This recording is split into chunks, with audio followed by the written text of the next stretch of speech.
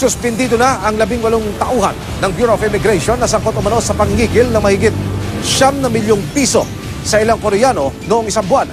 May live report si Marisol Abdurrahman. Marisol.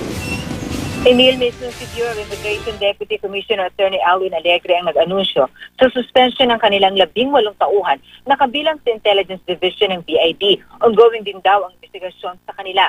Magugunita Emil na 15 Korean lumapit sa Volunteers Against Crime and Corruption ng BACC matapos na silang maaresto ng mga ahente ng immigration sa isang operasyon sa Angeles, Pampanga.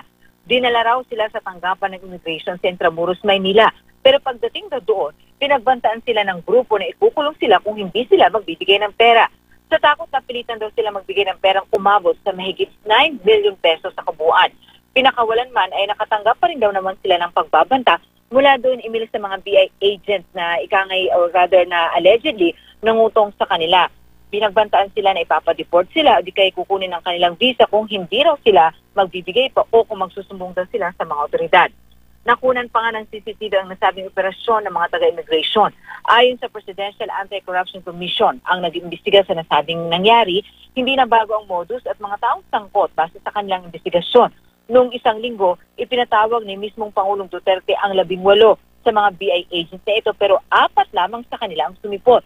Ayon sa Bureau of Immigration sa press conference kanina, Emil, nagkasakit daw kasi or na-ospital ang 2 sa kanila at yung iba naman, pinili lamang daw na hindi talaga magpakita sa Pangulo. Yung iba naman daw ay talagang wala naman daw ibinigay na paliwanag pero ayon nito sa immigration, all accounted naman daw ang lahat ng 80 na yun kung sakali daw na sa ilalim na sila sa investigation which we understand ay ongoing na nga sa kanila ngayon.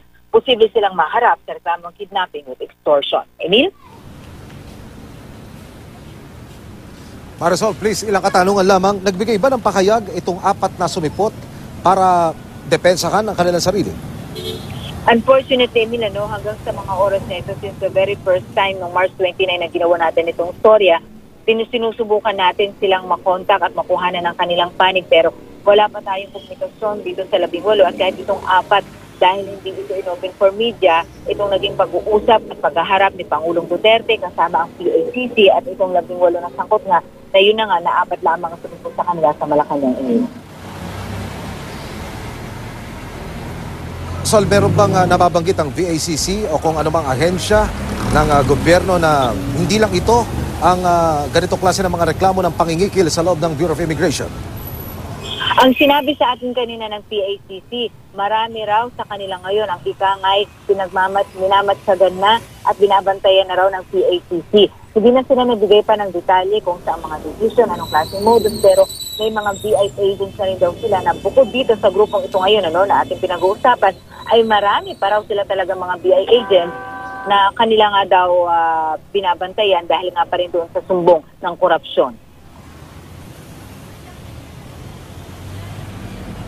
Maraming salamat, Marisol Abdurrahman.